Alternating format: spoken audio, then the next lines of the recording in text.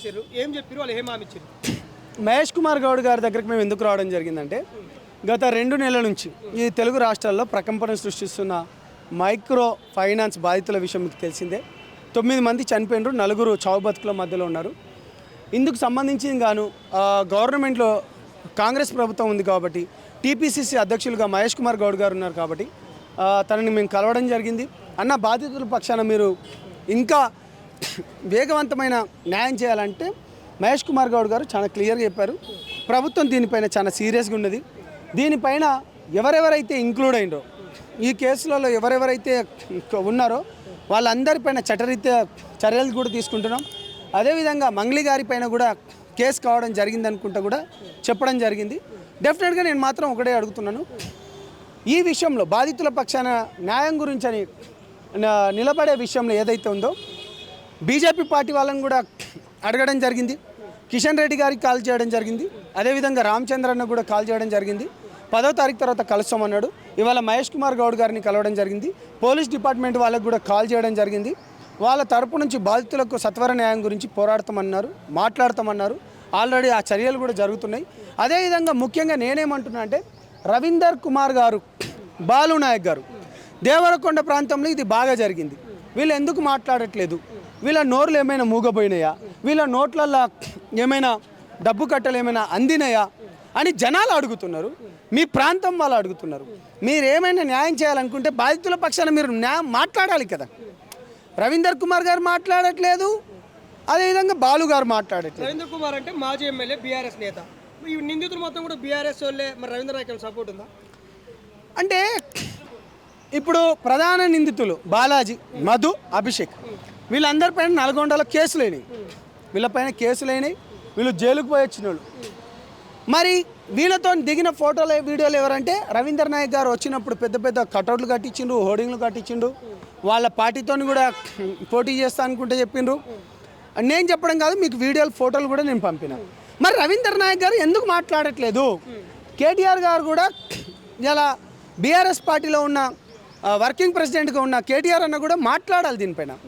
అంటే మిగతా ఛానల్ అన్నిట్లా అంటే చాలామంది బీఆర్ఎస్ వాళ్ళు సపోర్ట్ చేస్తున్నారు. ఎవరికి?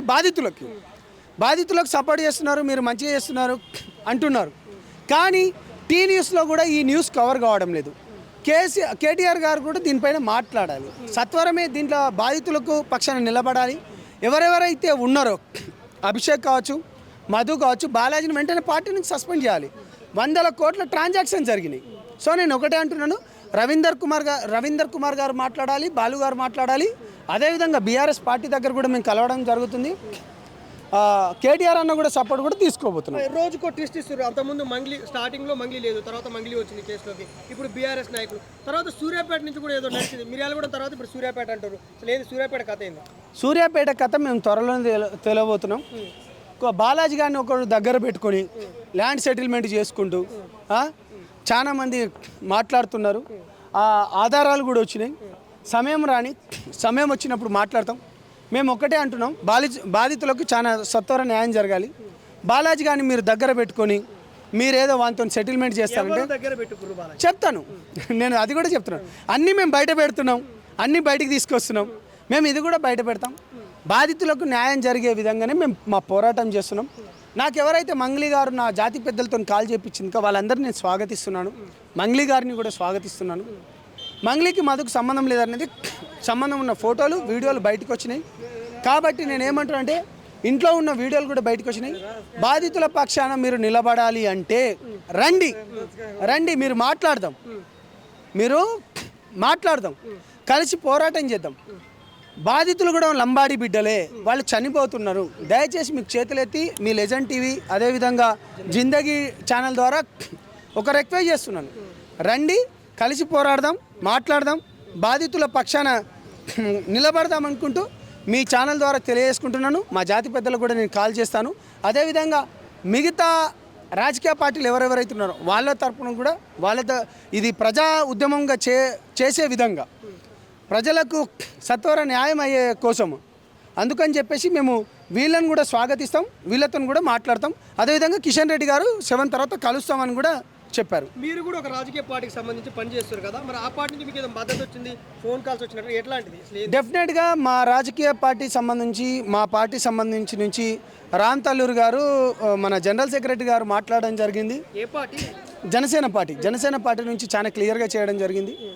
బాధితుల పక్షాన మీరు ఉన్నందుకు బలంగా పోరాడండి, నీతి వైపు పోరాడండి, నిజాయితీ వైపు పోరాడండి, మీరు ఎంతకైనా పోరాడండి, మేము మీకు పూర్తి మద్దతు ఇస్తామనుకుంటూ కూడా చెప్పారు.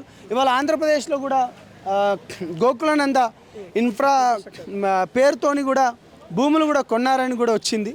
అవి కూడా మేము బయట పెడతాం. డెఫినెట్గా ఆ ప్రాంతంలో కూడా ఆంధ్రప్రదేశ్ ప్రాంతంలో కూడా అనేక మంది కూడా మోసపోయిండ్రు. ఇప్పటికే మన నారా లోకేష్ గారు కూడా, అదేవిధంగా మా రామ్ తల్లూరి గారు, మా పార్టీ జనరల్ సెక్రటరీ గారు కూడా మాట్లాడడం జరిగింది. మొన్న మా పవన్ కళ్యాణ్ గారికి రాజకీయ సలహాదారులు ఎవరైతే ఉన్నారో హరిప్రసాద్ అని కూడా కలవడం జరిగింది.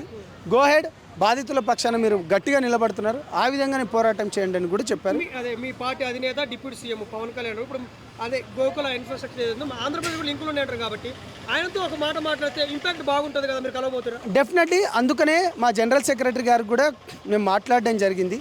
త్వరలో బాధితులను వాళ్ళ తరఫున కూడా తీసుకోపోవడం జరుగుతుంది, వాళ్ళతో కూడా మాట్లాడినాం. పవన్ కళ్యాణ్ గారితో మాట్లాడిస్తే ఇంపాక్ట్ ఉంటుంది కదా. డెఫినెట్గా మా సెక్రటరీ గారిని మాట్లాడి ఈ బాధితులు ఎవరైతే ఉన్నారో పవన్ కళ్యాణ్ గారితో కూడా మాట్లాడడం జరుగుతుంది. అవసరం ఉన్న దాన్ని పట్టుకొని ఇప్పుడు ఆంధ్రప్రదేశ్లో ఎక్కువ బాధితులు దేవరకొండ, మాల్, మల్లేపల్లి, ఇబ్రాహీంపట్నం, అదేవిధంగా జహీరాబాద్లో కూడా ఉన్నారు. కర్నూలులో కొంతమంది ఉన్న వాళ్ళు అక్కడ కొంచెం కేసులు పెట్టారు. సో వీళ్ళందరినీ కూడా తీసుకొని త్వరలో పవన్ కళ్యాణ్ గారిని కూడా కలవబోతున్నాను. థ్యాంక్ యూ అండి.